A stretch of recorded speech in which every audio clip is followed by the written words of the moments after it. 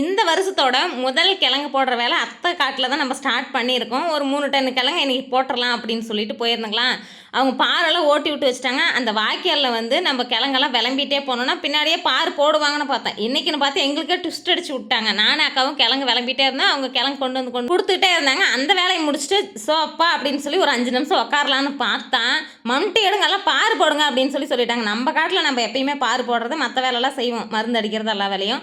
எங்கேயுமே பார் போடுறதுக்கு வேலைக்கு போனது இல்லைங்களா, அதனால கொஞ்சம் தயக்கமாக இருந்துச்சு. நம்ம காட்டில் போடுறது முன்ன பின்ன இருந்தாலும் அட்ஜஸ்ட் பண்ணிக்கலாம். வேலைக்கு போகிற இடத்துல சரியாக செய்யணும்ல, அந்த வேலையை தப்பாக செஞ்சோன்னா அது சரியாக வராது, திட்டுவாங்க இல்லைங்களா. அந்த பயத்திலே செஞ்சதுனால எனக்கே ஆச்சரியமாக போயிடுச்சு. சூப்பராக அவங்க கூடயே பார் போட்டு முடிச்சிட்டோம். இதுலேயே சின்ன சைஸு, பெரிய சைஸு, மீடியம் சைஸு கிழங்கெல்லாம் தனித்தனியாக பிரித்து போட்டு தான் நம்ம வந்து இன்றைக்கி பார் போட்டது. ஏன்னா பெரிய சைஸ் மீடியம் சைஸ் எல்லாம் வெட்டி வித்துடலாம். கொஞ்சம் சைஸாக பொடியாக இருக்கிறது விதைக்கிழங்குக்கு நம்ம எடுத்து வச்சிடலாம். காசு போட்டு எடுக்கிற தேவையே இருக்காது. ஓகே ஃப்ரெண்ட்ஸ், மீண்டும் அடுத்த வீடியோவில் பார்க்கலாம்.